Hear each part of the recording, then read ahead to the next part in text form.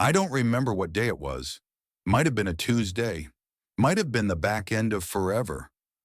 Out here in Apache country, the sun just keeps rising and setting, and the calendar burns with everything else you used to own.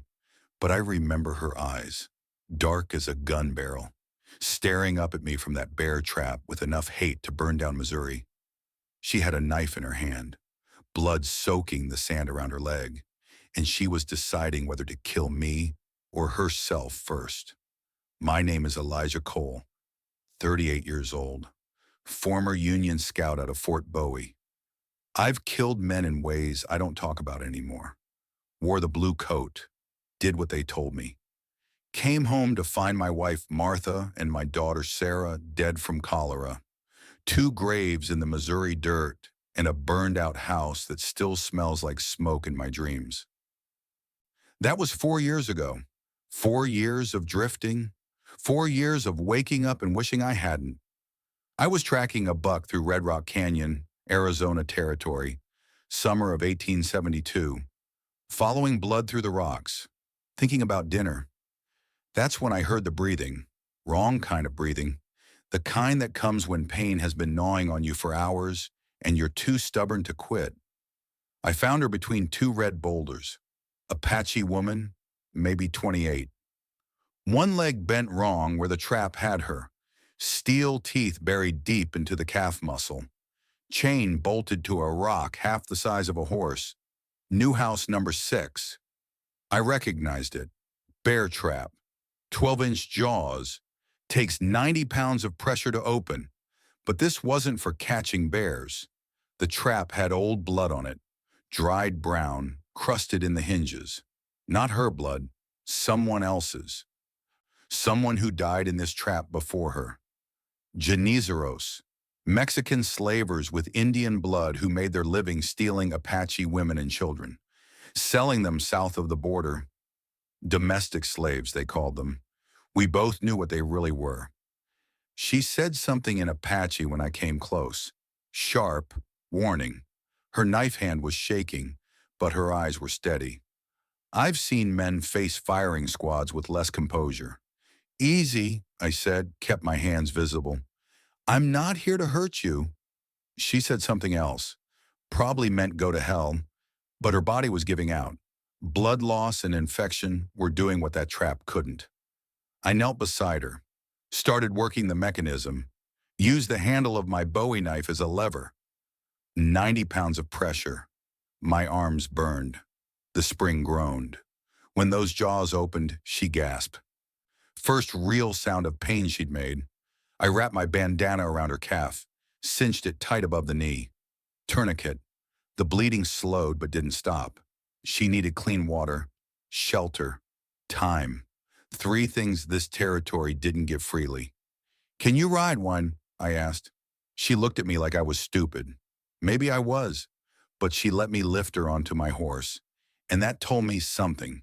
She was practical enough to accept help from a man she'd probably kill if she had the strength. We rode west toward a spring I knew, her weight against my back, her blood soaking through my shirt. That's when I heard them. Hoofbeats, 4 horses, coming fast from the south. I pulled my Colt Navy from the holster. 6 shots, 36 caliber. Accurate to 60 yards if your hand is steady. Mine was steady. 4 riders came around the canyon wall. Mexicans. Genízaros, checking their trap. They saw us and spread out. Winchester repeaters gleaming in the sun. 15 shots each against my 6. I had 3 seconds to decide. Running wasn't an option. The woman couldn't ride alone. And I wasn't leaving her. I dropped from the horse, pulled her down behind a boulder, drew my Colt. The first rider was 60 yards out, moving fast. I led him by half a length and squeezed the trigger. The Colt kicked. 36 caliber ball punched through his chest. He went down hard. His horse screamed and bolted. The second man fired. Rock exploded near my head. Granite shards cut my cheek. I rolled right, came up shooting. 2 shots. The first went wide. The second hit his shoulder. He tumbled from the saddle, Winchester clattering on stone. The other two pulled back behind cover. One of them shouted in Spanish, "Vargas will skin you alive, gringo. He'll feed your guts to the coyotes." Then they were gone, dust and hoofbeats fading south. Vargas. I filed that name away. The woman was watching me, her face pale from blood loss. But her eyes were different now. Still hard, still wary, but calculating, measuring what kind of man I was. "Can you hold on?" I asked. She nodded once. I reloaded the Colt, paper cartridges from my belt pouch, measured powder charge, lead ball seated with the loading lever, copper cap on each nipple, 15 seconds for 6 rounds. My hands knew the work even when my mind was racing. 2 down, 2 fled. They'd bring more. We had to move.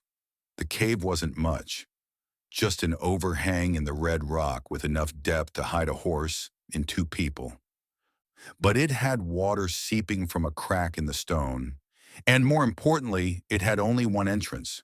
One entrance I could watch with a rifle. Her leg was worse than I thought. The trap had crushed muscle clean through to the bone. By the second day, infection had set in. Red streaks crawling up her thigh, fever burning through her body. I heated my knife blade in the fire until it glowed orange. Then I cut into the wound to drain the poison. She bit down on a strip of leather, eyes locked on mine, sweat pouring down her face. Didn't make a sound. When it was over, she passed out. 3 days I stayed with her, kept the fire going through cold desert nights, changed the bandages twice a day, fed her water when she could take it, broth from a rabbit I snared. 3rd morning she spoke, English, plain and steady. First time I'd heard it from her. "Why did you save me?" I didn't turn around. I was watching the canyon mouth for riders. "Don't know. My hands just moved." "They'll kill you for this." "Maybe, but not today." Silence stretched between us. Then, "You've killed Apache before." Not a question. I don't know how she knew. Maybe it was how I moved, how I tied knots, how I read tracks without thinking. Men who've hunted other men carry it different than men who've hunted animals. "Yes," I said, "during the war. Fort Bowie. 4 that I know of for certain." More silence. "I've killed white men too," she said. "Soldiers who shot my husband. I killed 3 before they rode away." I turned then, looked at her properly for the first time since I'd found her in that trap. She was sitting up against the cave wall, bandaged legs stretched out. Her face was gaunt from fever, but her eyes were sharp as broken glass. 2 people who'd done violence, survived it, looking at each other without judgment. "What's your name?" I asked. "Ayana.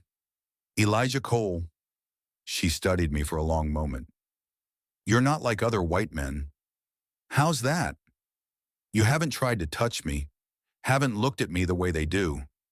I turned back to watch the canyon. Lost my wife 4 years ago. My daughter too. Don't have much interest in that anymore. Silence. "I'm sorry," she said. First kind words either of us had spoken. Dawn of the 4th day. I woke to the sound of nothing. No birds, no wind. Just dead silence pressing down on the canyon like a weight. I grabbed my rifle and stepped out of the cave. 12 Apache warriors materialized from the morning mist. They'd been there for hours, watching, waiting. I never heard a single footstep. Armed with rifles and bows, painted for war, moving in perfect silence like shadows given form. I raised my hand slowly, rifle pointed at the sky. Fighting would be suicide, and more importantly, it would get Ayana killed. The man who led them was old, 60 at least, but he moved like water over stone. Medicine man markings on his weathered face. Old Springfield rifle cradled in his arms like he'd been born holding it. When he saw Ayana sitting in the cave entrance, something crossed his face. Relief first, then cold anger. He spoke to her in Apache, Rapid, sharp. She answered in the same language. They went back and forth while I stood there like a fence post, knowing my life was being decided in words I couldn't understand. Finally, he turned to me. His English was accented but clear as a rifle shot. "You touched my daughter." The way he said it made my blood run cold. Not angry, just measuring, weighing my life on some scale I couldn't see. "You stayed with her for 3 days, alone." I kept my hands up, kept my voice steady. "I treated her wounds, nothing more." His dark eyes held mine. "I know, she told me." He paused. "That is the problem." His name was Nantan, medicine man of the Chiricahua Apache. 62 years old, the kind of man who'd seen empires rise and fall and was still standing when the dust settled. We sat in a circle outside the cave. His warriors ringed us at a distance, close enough to kill me in a heartbeat if he gave the word. "By our law," he said, "you have responsibility now." I kept my voice level. "What kind of responsibility? When a man saves a widow's life, touches her body to heal her, spends days alone with her in a place where no one else can see." He paused, letting the weight of his words settle. "He takes on obligation. He must provide for her, protect her, live with her family." The words hit me like a mule kick to the chest. "You're saying I have to marry her?" "I am saying you already have. You just don't know it yet." I looked at Ayana. She was watching me with an expression I couldn't read. Not pleading, not angry, just waiting to see what kind of man I really was. "And if I refuse?" Nantan's face hardened like desert clay in the sun. "Then you dishonor her, make her untouchable to other men. She becomes burden on family, cannot remarry, loses place in community." His voice dropped. "She is medicine woman, healer, carries sacred knowledge. Without protection, she is target for men like those who set that trap." I thought about the blood crusted in those steel jaws, the woman who died there before Ayana. "We will not kill you if you refuse," Nantan continued, "but you will carry that knowing for rest of your life, and my daughter will pay for your cowardice." I looked at Ayana again. "What do you want?" I asked her directly. Her eyes widened slightly. First real surprise I'd seen on her face. "What I want does not matter. It matters to me." Nantan made a small sound. Might have been approval. Ayana was quiet for a long moment. When she spoke, her voice was careful, measured. "Those men who trapped me, they are still out there. They hunt my people, take our women and children and sell them like cattle." She paused. "Their leader is a man named Vargas. He has 15 guns. He knows this territory better than the cavalry. He hates us more than he loves money." Her dark eyes held mine. "Stay. Help us fight him. Become part of my family, part of my tribe." She paused. "Or leave. Go back to whatever you were running from. Stay alone. Stay safe." That word, safe, it sat there between us, ugly, empty, meaningless. 4 years of waking up to nothing. 2 graves in Missouri dirt. The smell of that burned house that followed me across 1,000 miles and never faded. Safe. What the hell did safe ever get me? "I'll stay," I said. "Not because of your law, because I owe her." Nantan nodded once. His face didn't change, but something in his eyes shifted.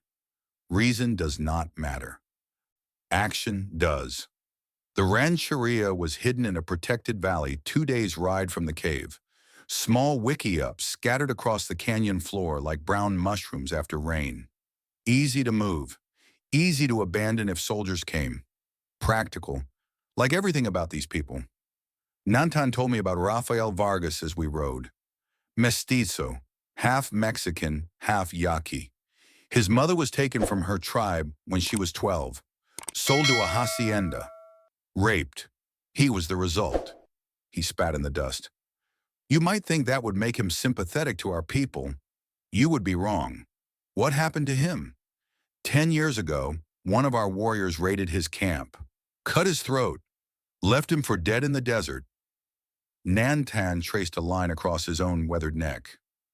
He survived, crawled 15 miles to a Mexican outpost. They saved his life. And now he wants revenge. Now he wants more than revenge. He wants to hurt us, to take everything we love and sell it south. Our women work in brothels. Our children die in silver mines. And Vargas watches and smiles because every one of us that suffers is payment for the scar on his throat. I thought about the old blood on that trap, the woman who died there. How many has he taken? 17 in the last 2 years, including my niece, Ayana's cousin. Did you find her? Nantan's face was stone. No. They put me in Ayana's family wickiup. Separate section, deerskin partition between us. Close enough to hear her breathe at night. Close enough to wonder what I'd gotten myself into. The young warriors didn't trust me. Can't blame them. I'd worn Union blue, carried a rifle against their people. Some of them had lost family at Fort Bowie. One of them decided to do something about it. Kuruk, 25 years old, fast, angry, proud as a wounded mountain lion. He confronted me in the center of camp on the 3rd day, everyone watching. White man in blue coat. He walked a slow circle around me. How many Apache have you killed? I met his eyes without blinking. 4. During the war. I'm not proud of it. Not proud. He spat at my feet. But you did it anyway. Yes, I did. He drew a knife. 8 inches of Spanish steel. Razor sharp. Prove you deserve to be here. Prove you're worth the food we feed you and the water we share. No one moved to stop him. This was how things worked here. A man's place was earned with blood, not words. I drew my Bowie knife, 12 inches. Good Sheffield steel, heavier than his, slower. But I'd been using it since before this boy could walk. We circled each other. He was fast, young, aggressive, came at me with quick slashes designed to test my reflexes. Opened my guard, I gave ground. Let him think I was afraid. He pressed harder, slashing, stabbing, driving me back. The other warriors watched in silence, waiting. Kuruk lunged, put everything into a killing thrust aimed at my gut. I wasn't there. Stepped left, pivoted, let his momentum carry him past me. My blade flickered out and opened a shallow cut across his forearm. First blood. He spun around. Rage burning in his eyes now. Came at me harder. I blocked his slash. Steel rang on steel. Turned the blade aside. Didn't counterattack. Let him tire himself out. We circled again. His breathing was heavier now. Sweat on his brow. He feinted high, then drove in low. Good technique. Would have gutted most men. But I'd fought Comanche raiders and Confederate cavalry and men who learned knife work in the back alleys of New Orleans. I stepped inside his guard. My left hand caught his wrist. Twisted. My blade came up under his chin. Could have opened his throat. Didn't. I held the position for 2 heartbeats, then stepped back. Lowered my knife. Bowed my head slightly. Respect, not dominance. Kuruk stood there, chest heaving, blood dripping from his arm onto the red dirt. Then he nodded. Once, not friendly, but acknowledging. I'd earned my place.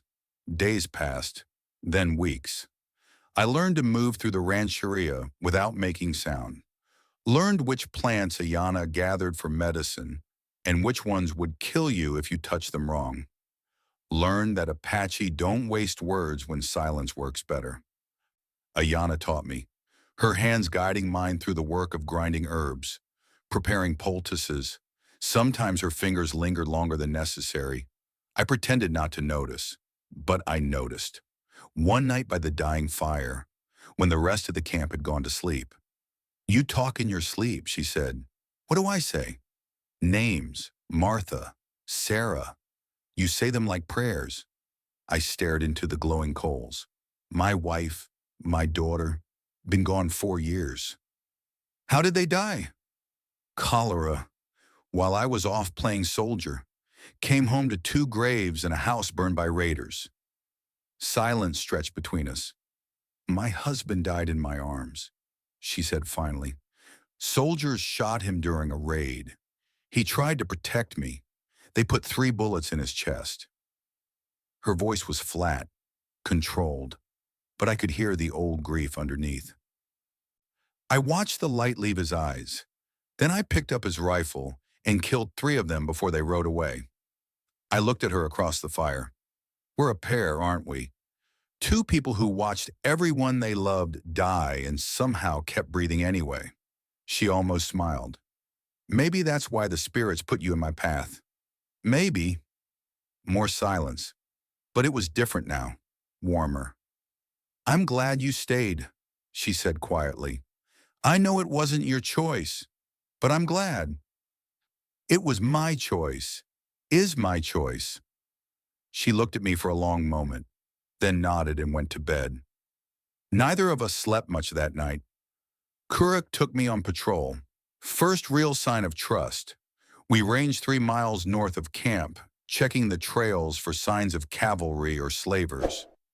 We found tracks in a sandy wash, 15 horses, maybe more, shod hooves. Winchester brass glinting in the dirt, boot prints with Mexican heels, fresh, less than a day old. Vargas, Kuruk said. His voice was tight with anger. He's scouting the rancheria. He knows where we are. We looked at each other, both thinking the same thing. He was coming. They hit us at dawn 3 days later, screaming from the spring. 3 women and 2 children had gone for water at first light before the sun got too hot. The Janizaros came fast and silent, grabbed them, gone before anyone could react. Professional. They'd done this before, many times. They left a message, carved into a flat rock with a knife. Spanish words cut deep into the red stone. Devuelvan a la viuda o serán vendidos. 3 días. Return the widow or they get sold. 3 days. And below that, a signature, R.V. Rafael Vargas. The young warriors wanted blood. Wanted to ride out immediately and hit the slavers head on. Nantan raised his hand for silence. They have Winchester repeaters. Good defensive ground. They know we're coming. His voice was calm but grim. Direct assault is suicide. We'd lose half our warriors before we got close enough to fight. Ayana stood up from where she'd been sitting. Her face was pale, but her voice was steady. This is because of me. Vargas wants me. I'll go. Every head turned toward her. I was on my feet before I knew I was moving. No, we'll trade, but not with you. Nantan's eyes narrowed. Explain. Use me instead. I'm white. They can sell me to the mines in Sonora, to the ranches in Chihuahua. A healthy white man who knows surveying and can break horses. I'm worth $500 easy. I met his gaze without flinching. More than one Apache widow. More than 3 exhausted women and 2 starving children. Kuruk stepped forward. His arm was still bandaged from our fight. Why would you do this? You don't owe these people anything. No, but I owe her. I looked at Ayana. And she'd die for them. So this is what I'm doing. Ayana grabbed my arm. Her grip was iron. You'll die. Maybe, but better than watching children get sold to the mines. Her jaw tightened. Anger and fear and something else warring in her eyes. Here's the plan, I said to Nantan. I go in alone, unarmed, offer myself as trade. Vargas is greedy, he'll take the deal. And then? Then I give a signal. When you see me drop flat and roll to my left, your warriors hit them from all directions. They won't be expecting an attack when they think they've already won. Nantan studied me for a long moment. If the signal doesn't come, if something goes wrong, then I die, and you do it your way. Silence in the circle. Kuruk spoke up. I'll lead the ambush team. I looked at him. A week ago, he'd wanted to gut me. Now he was volunteering to risk his life based on my plan. Things change fast out here. Nantan nodded slowly. We leave at dusk. Attack at dawn. Ayana pulled me aside before we rode out. The sun was setting behind the red rocks, painting everything in shades of blood and gold. Come back. Her voice was fierce, urgent. You hear me? You don't get to save me just to die like a fool. Wasn't planning on dying. Promise me. I looked into her eyes, dark and deep as wells, full of things neither of us had words for yet. I promise. She grabbed my face with both hands, pulled me close until our foreheads touched. That's an order, she whispered. Then she let go, turned away. Nothing more needed to be said. I walked into their camp at dawn, hands raised high, no weapons, moving slow so nobody got nervous and shot me before I could talk. The Genizero camp was set up in a box canyon, good defensive ground. One way in, cliffs on three sides. Smart. 15 men. Winchesters trained on me from every direction. The captured women and children huddled near a cold fire pit, bound with rough rope. Rafael Vargas stepped out of a canvas tent. He was tall, thin. The scar across his throat was thick and raised, pale against his brown skin. It stretched from just below his left ear, almost to his right collarbone. 15 miles, Nantan had said. He'd crawled 15 miles through the desert with his throat cut open. That takes a special kind of hate. His eyes were flat and cold. Dead eyes. The eyes of a man who'd stopped feeling anything a long time ago, except anger. Well, his English was good, educated. The white man who protects Apache whores. I've heard about you. I kept my hands up, kept my voice calm. I'm here to make a deal. He walked a slow circle around me, taking his time, enjoying himself. You walked in here alone, no weapons. Either you're the bravest man I've ever met or the stupidest. He stopped in front of me. Which is it? I'm here to trade. Me for them. He laughed. It was not a pleasant sound. You think I'm a fool? A man walks into my camp alone, offers himself as trade? He shook his head. There's a trap here somewhere. Where are the warriors? On the ridge? Behind the rocks? No trap. No warriors. Just a tired man who doesn't want to watch children sold to the mines. He stared at me. Trying to read my face, I kept it blank. Why should I make this trade? Those women are worth money. The children too. How much? $50 each if you're lucky. They're half-starved, sick, might not survive the trip to Chihuahua. I kept my voice steady, reasonable. Me, I'm healthy, strong. I know surveying. I can break horses. $500 minimum from the right buyer. Maybe more. I watched greed war with suspicion in his eyes. Why would you do this? You're not Apache. You don't owe these people anything. Let's just say I've got my reasons. He studied me for a long moment, then smiled. It didn't reach his dead eyes. There's something you're not telling me. Some trick, some plan. No trick, no plan. Just want to get those people home safe. He walked around me again, thinking, the gears turning behind those flat eyes. Finally, he nodded to his men. Tie him up, hands in front where I can see them. They bound my wrists with rough rope, tight enough to bite but not tight enough to cut off circulation. Hands in front of my body, not behind. Just what I needed. They pushed me down next to the captives. The oldest woman caught my eye. I gave her a tiny nod. Be ready. Vargas walked over to inspect his new merchandise. He grabbed my chin, turned my head left and right like he was checking a horse's teeth. Not bad. Good muscle. Clear eyes. He let go. Maybe you are worth 500. So we have a deal? Me for them? He smiled again. That cold, empty smile. Almost. We keep one child. Insurance. In case you're lying about being alone. No, all of them. Then no deal. We stared at each other. his dead eyes against my steady ones. In my peripheral vision, I saw movement on the ridge, shadows against the lightning sky.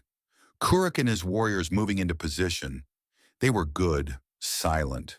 But Vargas had survived a cut throat. He was suspicious by nature. I needed to keep his attention on me. All of them, I said again, or I walk out of here and you get nothing. You're tied up. You're not walking anywhere. Then kill me and explain to your men why you threw away $500 over one skinny kid. His jaw tightened. I'd hit a nerve. Fine, take them all. He waved at his men. Cut the women loose. Keep them covered until they're out of the canyon. This was it. I looked at the oldest woman, met her eyes. Spoke low and fast. When I move, get everyone flat on the ground. Don't run, just get down and stay down. She nodded, barely visible. Vargas turned back to me. Now, about you, I dropped flat, rolled left. Down, everyone down. The canyon exploded. Gunfire from the ridge, from the rocks, from everywhere. Apache war cries splitting the morning air. Vargas screamed orders. His men scrambled for cover, firing blindly at the rocks. I was already moving. A Janizaro fell 2 feet away, rifle bullet through his chest. His Colt Dragoon tumbled from his holster. I grabbed it with my bound hands. 44 caliber, 6 shots, heavy as sin. First target at 10 feet. I fired from the ground, two-handed grip, even with the rope. The Dragoon kicked hard. The man went down. Second target spinning toward me with a Winchester. I fired twice. Both shots hit center mass. He dropped. Black powder smoke filled the canyon. Screaming, shooting, chaos. I pushed to my feet, scanned for Vargas. There, running for the horses. I went after him. He heard me coming, spun, fired his pistol. The bullet hit my left shoulder, punched clean through the meat below my collarbone. Pain exploded through my arm. I didn't stop. He fired again, missed. I closed the distance, slammed into him at full speed. We went down together in the dirt. He was fast, wiry, strong for his size. We rolled through the dust, grappling for position. He pulled a knife from his boot, Spanish steel, slashed at my face. I jerked back. The blade missed my eye by an inch. He stabbed down at my chest. I caught his wrist with my bound hands. Barely. The knife point stopped 3 inches from my heart. We struggled. He was on top now. Leverage, weight. The knife point inched closer. I did the only thing I could think of. I headbutted the scar on his throat. He screamed. 15 miles of crawling through the desert with his throat cut open. That wound had never healed right. Never stopped hurting. His grip loosened. Just for a second. Enough. I twisted, got my knee into his stomach, threw him off. We both scrambled up. He still had the knife. I had my bound hands and a burning shoulder in 4 years of not caring whether I lived or died. He lunged. I stepped into it, took the blade in my side, shallow, flesh wound. But it put me inside his guard. My bound hands came up hard under his chin, snapped his head back. The knife fell.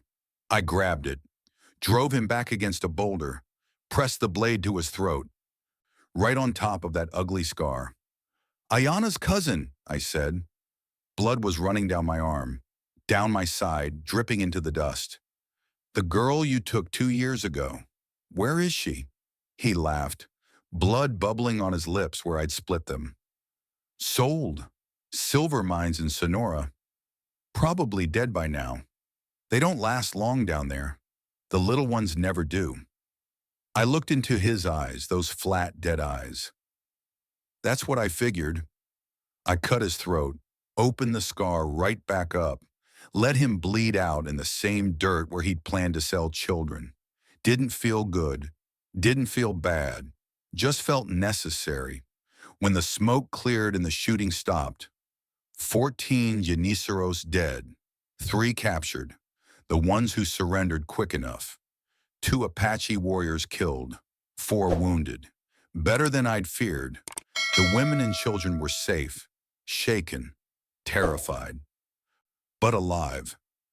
I sat against a rock, blood running from my shoulder, the knife wound in my side, throbbing with every heartbeat. Ayana appeared out of nowhere, medical supplies in her hands, her face tight with anger and fear and relief all tangled together.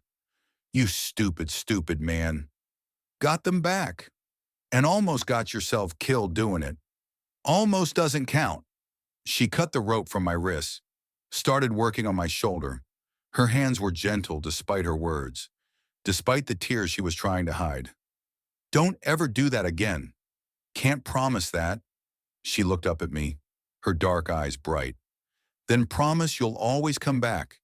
That I can promise. Good. She went back to work on my wounds. Because I'm not done with you yet. 2 weeks later, the shoulder was healing, new scar to add to the collection. The knife wound was just a pink line already. I was sitting outside the wiki-up, our wiki-up now, when Kurak walked up. Sat down beside me without asking. He didn't say anything, just handed me an Apache tobacco pipe, carved bone and red stone, peace offering, brotherhood, acceptance. I took it. We smoked in silence, watching the sun set over the red rocks. Ayana came out of the wiki-up, stood beside me. Her hand rested on my good shoulder. No ceremony, no speeches. We were family now. That was enough. That night I didn't dream of 2 graves in Missouri dirt. First time in 4 years. I woke with Ayana's warmth beside me, the sound of children playing outside, the smell of cooking fires and sage smoke.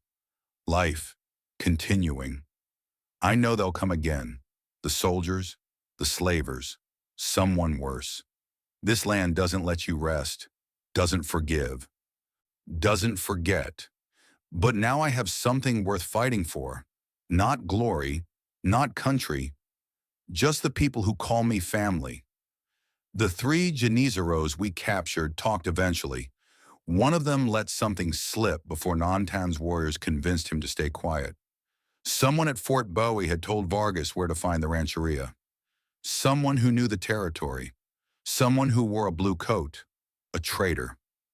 I filed that information away, felt the old anger stirring, the cold, patient anger I'd learned during the war. There was a debt to be paid there, a score to settle, but that's a story for another time. If you've got stories of your own, the kind you carry in the dark, the kind you don't tell anyone, I'd like to hear them. Leave a comment below. Tell me where you're watching from, and if this story meant something to you, share it with someone else who needs to hear it. Let others know. We're all just drifters out here, looking for something real in a world that keeps trying to take it away. Until next time, keep your powder dry and your heart open. That's all a man can do. The end.